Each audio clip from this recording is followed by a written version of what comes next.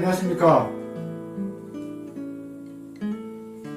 부경대학교 민주동문회 동문 여러분, 저는 경남 산청에 살고 있는 수상경영학과 83학번이고 아담국가 풍물동아리인 울림패 1기 이영환입니다. 시대정신과 저항정신의 분출을 위한 난장과 함성공간이었던 울림마당에서 연을 맺었던 구배 박종태 열사 평전 이어읽기 편지를 통해서 책장에 조용히 꽂혀있던 종태를 삶의 기억에서 관추하는 시간을 가졌습니다. 어떻게 살 것인가를 먼저 생각하면서 그 속에 저도 남겨달라는 박종태 열사의 챌린지 50분째 문을 열고 동문들과 함께 종태의 기억을 가슴을 안아보는 시간을 갖도록 하겠습니다. 읽어보겠습니다. 아래는 박종태가 강주 지역에서 현장 활동을 할 때 읽었던 우리는 일터라는 책에 나온 구절이다. 노동운동을 하는 사람이 대등성을 익히려면 당연히 노동과 노동자의 생활 속에 항상 밀착되어 있어야 한다. 대등성이 많다는 것은 노동자들의 감정, 불만, 요구, 습관, 고민, 말투 등을 민감하게 포착하고 있다는 것인데 이는 책 몇 권 보고 예를 듣는다고 얻어지는 것이 아니다. 또 설사 아주 감각 있는 사람이라 하나를 보면 열을 짐작한다 해도 그 자체가 대등성으로 몸에 배이는 것은 아니다.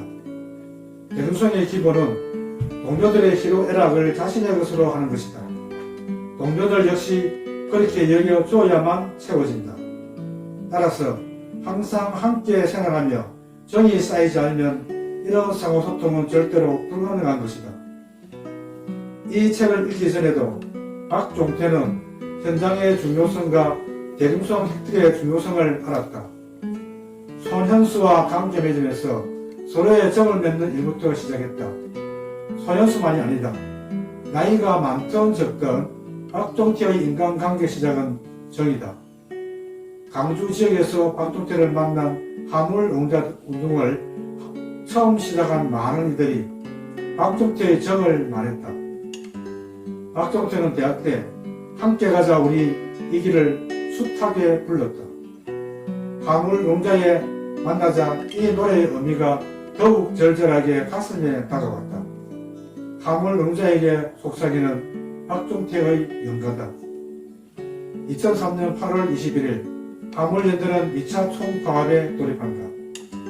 5월 총파업의 약속이 제대로 지켜지지 않았다.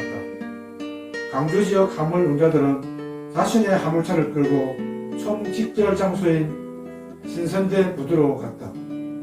운전석 뒤에는 라면과 버너와 냄비가 실렸다. 총파업 경험이 있기에 무엇을 준비해야 하는지 알았다.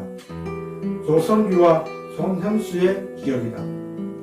2차 총파업은 5월 총파업과 달랐다. 정부는 5월에 허되게 당한 터라 만반의 준비를 했다. 일단 차를 세우면 이긴다는 자신감이 들던 화물농자들은 열심히 싸웠다. 노무현 정부는 대화 거부, 형사입건, 계약 해지, 손해배상 청구 등 강공책을 쓰며 화물농자를 위축시켰다.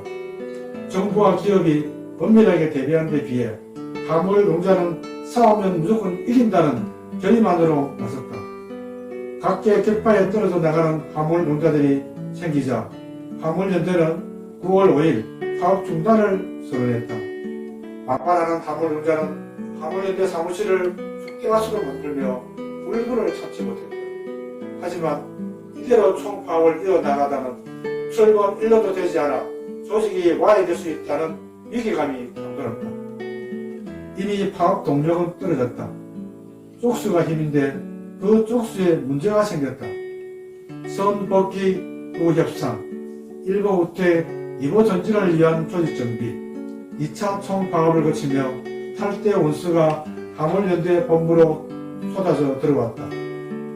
이제 밀려드는 탈대 원수를 정리하려고 아르바이트생을 동원해야 할 지경이었다. 즐거운 비명이 서너 달 만에 고통으로 전환됐다. 2003년 2차 총파업 이후 화물연대 활동가 내부에서는 다양한 목소리가 나왔다.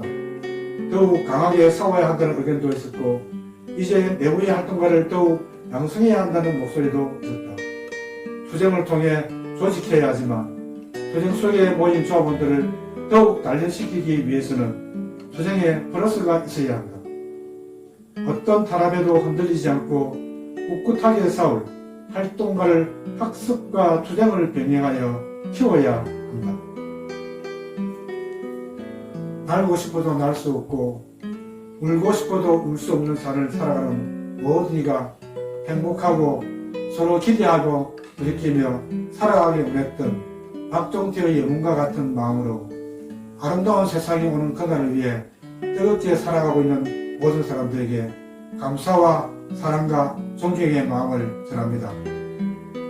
진실과 정의가 살아 움직이고 양심의 도주한 강물이 이 세상을 바로잡아가는 그날을 기억하며 그날을 기다리며 열심히 살아가는 모든 이들에게 행복한 날을 기원합니다. 다음 챌린지 이어가기는 대전에서 함께 조문하고 종태를 보냈던 223 동문을 추천합니다.